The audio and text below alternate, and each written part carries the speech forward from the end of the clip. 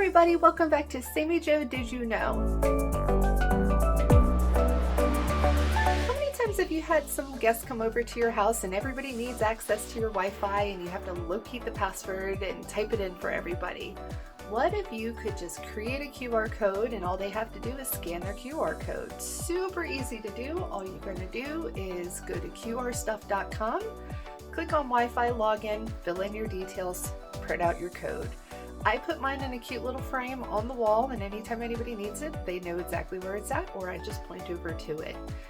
I always like to set up a guest network on my Wi-Fi, or if you're doing this for a corporation or an office, I would only do this for the guest network. And I recommend changing your password at least every couple of months. As always, please like and subscribe below. I'll see you guys next week for more SammyJo Did You Know?